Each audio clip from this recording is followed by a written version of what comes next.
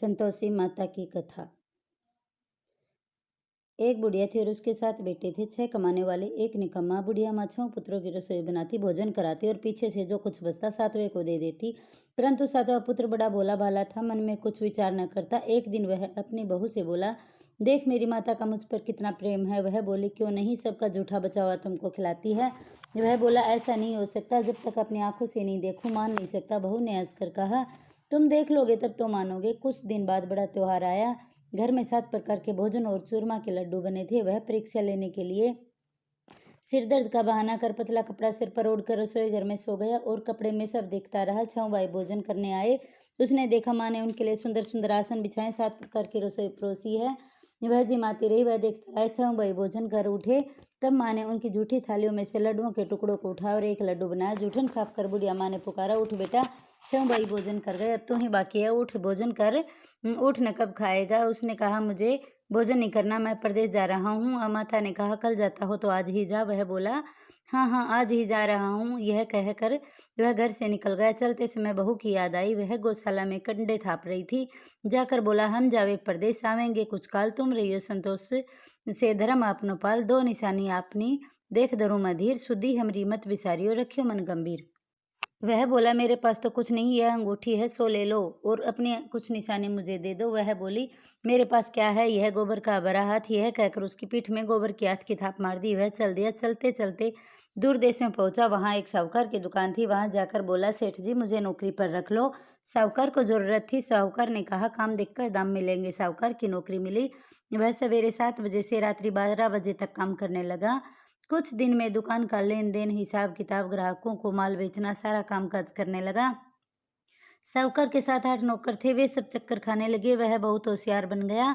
सेठ ने भी काम देखा और 3 महीने में उसे आधे मुनाफे का साझेदार बना लिया। 12 वर्ष में वह नामी सेठ बन गया और मालिक सारा कारोबार उस पर छोड़कर चला गया। उधर बहू पर क्या बीतती है, सो सुनो। सासु शुरू से दुख देने लगे। सारी गृहस्थी का काम कराकर उसे लकड़ी लेने जंगल में भेजते। इस बीच घर की रोटियों के आटे में से जो भूसी की रोटी निकलती, उसकी रोटी बनाकर रख दी जाती और फूटे नारियल की नरेली में पानी। इस तरह दिन बीतते रहे। एक दिन वह लकड़ी लेने जा रही थी कि रास्ते में बहुत सी स्त्रियां संतोषी माता का व्रत करती दिखाई दी। वहां वह खड़ी होकर कहने लगी, बहनों ये तुम किस देवता का व्रत करती हो और इसके करने से क्या पुण्य मिलता है, इस व्रत की करने की क्या विधि है। यदि तुम अपने इस व्रत का विधान मुझे समझाकर कहोगी तो मैं तुम्हारा बड़ा उपकार मानूंगी। तब उनमें से एक स्त्री बोली, सुनो, यह संतोषी माता का व्रत है, इसके करने से निर्धनता दरिद्रता का नाश होता है, लक्ष्मी आती है, मन की चिंताएं दूर होती हैं, घर में सुख होने से मन को प्रसन्नता और शांति मिलती है, निपुत्री को पुत्र मिलता है और पति बाहर गया हो तो शीघ्र आ जावे, कुंवारी कन्या को मनपसंद वर मिलता है, राजद्वार में बहुत दिनों से मुकदमा चलता हो तो समाप्त हो जाता है, कलह क्लेश की निवृत्ति होती है, सुख शांति होती है, घर में धन जमा हो, पैसा जायदाद का लाभ हो और मन में जो कुछ कामना हो इस संतोषी माता की कृपा से पूरी हो जाती है, इसमें संदेह नहीं। वह पूछने लगी, यह व्रत कैसा किया जावे, यह भी बताओ तो आपकी बड़ी कृपा होगी। स्त्री कहने लगी, 1.25 रुपये का गुड़ चना लेना, इच्छा हो तो 5.25 रुपये का लेना, 10.25 रुपये का भी सहूलियत अनुसार लेना, बिना परेशानी और श्रद्धा से जितना बन सके सवाय लेना, 5.25 रुपये से 10.25 रुपये, इससे भी ज्यादा भक्ति शक्ति के अनुसार गुड़ और चना लेना। हर शुक्रवार को निराहार रहकर कथा कहना सुनना, इस बीच के कर्म टूटे नहीं, लगातार नियम पालन करना। सुनने वाला कोई न मिले तो घी का दीपक जलाकर उसके आगे जल के पात्र को रखकर कथा कहना, नियम न टूटे। जब तक कार्य सिद्ध न हो नियम का पालन करना और कार्य सिद्ध हो जाने पर व्रत का उद्यापन करना। 3 मास में माता फल पूरा कर देती है। यदि किसी के खोटे ग्रह हों तो भी माता 1 वर्ष में कार्य अवश्य सिद्ध करती है। कार्य सिद्ध होने पर ही उद्यापन करना चाहिए, बीच में नहीं। उद्यापन में 2.5 सेर आटे का खाजा, इसी के अनुसार खीर तथा चने का साग, 8 लड़कों को भोजन कराना। जहाँ तक मिले देवर जेठ भाई बंधु कुटुंब के लड़के लेना, न मिले तो रिश्तेदारों और पड़ोसियों के लड़के लेना, उन्हें भोजन कराना, यथाशक्ति दक्षिणा दे, माता का नियम पूरा करना। उस दिन घर में कोई खटाई न खावे। यह सुन बुढ़िया के बेटे की बहू चल दी, रास्ते में लकड़ी के बोझ को बेच दिया और उन रुपयों से गुड़ चना ले माता के व्रत की तैयारी करने लगी और सामने मंदिर देख पूछने लगी, यह मंदिर किसका है। सब कहने लगे, संतोषी माता का मंदिर है। यह सुन माता के नियम कुछ जानती नहीं थी, मैं बहुत दुखी हूँ। हे माता जगजननी, मेरा दुख दूर कर, मैं तेरी शरण में हूँ। माता को दया आई। एक शुक्रवार बीता कि दूसरे शुक्रवार को उसके पति का पत्र आया और तीसरे को उसका भेजा हुआ पैसा भी आ पहुंचा। यह देखकर जेठानी मुंह से कुड़ने लगी। इतने दिनों में इतना पैसा आया, इसमें क्या बड़ाई है। लड़के ताना देने लगे। काकी के पास अब पत्र आने लगे, रुपया आने लगा। अब तो काकी की खातिर बढ़ेगी। अब तो काकी बुलाने से भी नहीं बोलेगी। बेचारी सरलता से कहते हैं, भैया पत्र आवे, रुपया आवे, हम सब के लिए अच्छा है। ऐसा कहकर आंखों में आंसू भरकर संतोषी माता के मंदिर में मातेश्वरी के चरणों में गिरकर रोने लगी। माँ माँ, मैंने तुमसे पैसा नहीं मांगा, मुझे पैसे से क्या काम है, मुझे तो अपने सुहाग से काम है। मैं तो अपने स्वामी के दर्शन और सेवा मांगती हूँ। तब माता ने प्रसन्न होकर कहा, जा बेटी, तेरा स्वामी आएगा। यह सुन खुशी से बावली हो जा, घर जा, काम काज करने लगी। अब संतोषी माँ विचार करने लगी, इस बोली पुत्री से मैंने कह तो दिया तेरा पति आएगा, पर आएगा कहाँ से। वह तो सपन में भी से याद नहीं करता। उसे याद दिलाने के लिए मुझे जाना पड़ेगा। इस तरह माता इस बुढ़िया के बेटे के पास जा सपन में प्रकट हो कहने लगी, साहूकार के बेटे, सोता है या जागता है। वह कहता, माता सोता भी नहीं, जागता भी नहीं हूँ, बीच में कहिए क्या आज्ञा है। माँ कहने लगी, तेरा घर बार है या नहीं। माँ बोली, तेरी घरवाली बहुत कष्ट उठा रही है। वह बोला, हाँ माता, यह तो मुझे मालूम है, परंतु जाऊं तो जाऊं कैसे। प्रदेश की बात है, लेन देन का कोई हिसाब नहीं, कोई जाने का रास्ता नजर नहीं आता, कैसे चला जाऊं।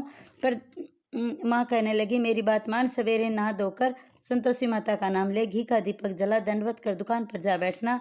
देखते देखते तेरा लेन देन सब चुक जाएगा, जमा माल बिक जाएगा, सांझ होते ही धन का ढेर लग जाएगा।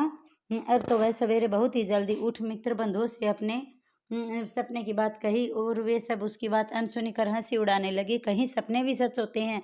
एक बूढ़ा बोला, देख भाई, मेरी बात मान, इस तरह साथ झूठ करने के बदले में देवता ने जैसा कहा वैसा ही करने में तेरा क्या जाता है। अब बूढ़े की बात मानकर नहा धोकर संतोषी माता को दंडवत कर घी का दीपक जला दुकान पर जा बैठा। थोड़ी देर में वह क्या देखता है कि देने वाले रुपया लाए, लेने वाले हिसाब लेने लगे। कोठे से भरे सामानों के खरीदार नगद दाम में सौदा करने लगे। शाम तक धन का ढेर लग गया।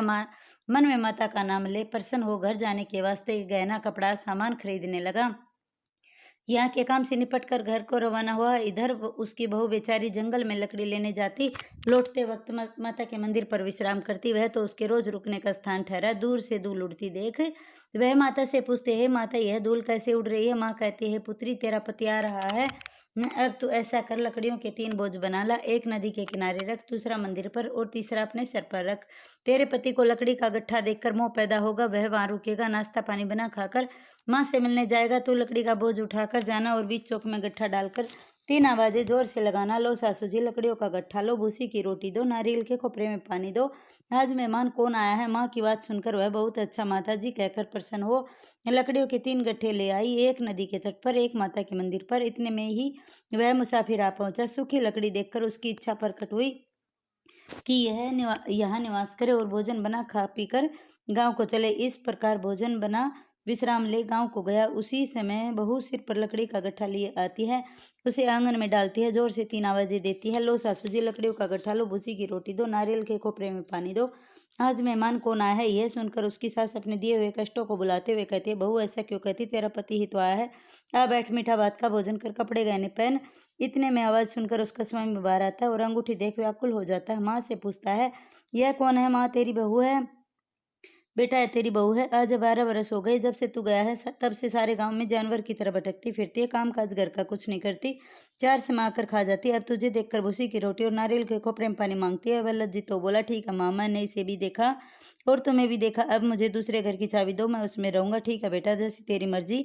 यह कहकर माँ ने चाबी का गुच्छा पटक दिया।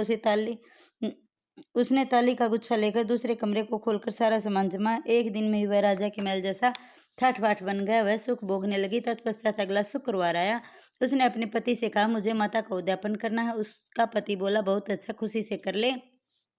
तुरंत ही वह उद्यापन की तैयारी करने लगी। जेठ के लड़के को भोजन के लिए कहने गई, उसने मंजूर किया, परंतु पीछे जेठानी अपने बच्चों को सिखलाती है, देखो रे, भोजन के समय सब लोग खटाई मांगना, जिससे उसका उद्यापन पूरा न हो। लड़के जिमने आए, खीर पेट भर खाए, परंतु याद आते ही कहने लगे, हमें खटाई खाने को दो, खीर खाना मैंने बाता। देखकर आरुचि हुई। लड़के उठ खड़े हुए बोले, पैसे लाओ। बोली बहू कुछ जानती नहीं थी, सो उन्हें पैसे दे दिए। लड़के उसी समय इमली लाकर खाने लगे। यह देखकर बहू पर माता जी ने कोप किया। राजा के दूत उसके पति को पकड़ कर ले गए। जेठ जेठानी मनमाने खोटे वचन कहने लगी। लूट लूट कर धन इकट्ठा कर लाया था, सो राजा के दूत पकड़ कर ले गए। अब सब मालूम हो जाएगा जब जेल की रोटी खाएगा। बहू से वचन सुन सैनी हो माता के मंदिर में गई और कहने लगी, माँ मैंने तुमसे पैसा नहीं मांगा। हंसाकर अब क्यों रुलाने लगी। माता बोली, तूने उद्यापन करके मेरा व्रत भंग किया है, इतनी जल्दी सब बातें भुला दी। माता भूली तो नहीं, कुछ अपराध किया है, मुझे तो लड़कों ने भूल में डाल दिया। भूल से मैंने इसे पैसे दे दिए, अब भूल मत करना। वह बोली, ये भूल नहीं होगी, बताओ कैसे आएंगे। माँ बोली, पुत्री जा, तेरा पति तुझे रास्ते में आता मिलेगा। वह निकली और पति आता मिला। उसने कहा, तुम कहाँ गए थे। वह कहने लगा, धन, इतना धन जो कमा था उसका टैक्स राजा ने मांगा था, वह भरने गया था। भला हुआ, अब घर चलो। कुछ दिन बाद फिर शुक्रवार है। वह बोली, माता का उद्यापन करना है। पति ने कहा, करो। वह फिर जेठ के लड़कों को भोजन के लिए कहने गई। जेठानी ने एक दो बातें सुनाई, लड़की को सिखा दिया, तुम पहले ही खटाई मांगना। लड़के खाना खाने से पहले ही हमें खीर खाना नहीं बाता, जी बिगड़ता, कुछ खटाई खाने को दो। बहू बोली, खटाई किसी को नहीं मिलेगी, खाना हो तो खाओ। वह ब्राह्मणों के लड़के को भोजन के लिए कहने गई। यथाशक्ति दक्षिणा की जगह एक फल उन्हें दिया। इससे संतोषी माता को प्रसन्न हुई। माता की कृपा होते ही 9 मास चंद्रमा के समान पुत्र प्राप्त हुआ। पुत्र को लेकर प्रतिदिन माता के मंदिर में जाने लगी। माँ ने सोचा कि रोज आती है, आज क्यों न मैं इसके घर चलो, इसका आसरा देखो तो सही है। विचार कर भयानक रूप बनाया। गुड़ और चने सना मुख, ऊपर सूंड के समान होठ, उस पर मुखिया बिन बनाए, देहरी में पैर रखते ही उसकी सास चिल्लाई, देखो रे कोई चुड़ैल डाकिन चली आ रही, लड़को इसे भगाओ नहीं तो किसी को खा जाएगी। लड़के डरने लगे, चिल्लाकर खिड़की बंद करने लगे। बहू रोशनदान में सब देखते रही, प्रसन्नता से पगली और चिल्लाने लगी, आज मेरी माता में जी मेरे घर आई है, कहकर बच्चे को दूध पिलाने से हटाती है। इतने में सास का क्रोध फूट पड़ा। बहू इसे देखकर कैसी उतावली हुई, जो लड़के को पटक दिया। वहां लड़के नजर आने लगे। बहू बोली, माँ जी मैं जिनका व्रत करती है वही संतोषी माता। इतना कहकर झट से सारे घर के किवाड़ खोल दिए। सबने माता के चरण पकड़ लिए और विनती कर करने लगे, हे माता, हम अज्ञानी, हम मूर्ख, हम तुम्हारे व्रत की विधि हम नहीं जानते, तुम्हारा व्रत भंग करके हमने बहुत बड़ा अपराध किया। हे माता, आप हमारे अपराध क्षमा करो। इस प्रकार माता प्रसन्न हुई। हे माता, बहू को जैसा फल दिया वैसा माता सबको दे। यह कथा सुने उसका मनोरथ पूर्ण हो। बोलो संतोषी माता की जय।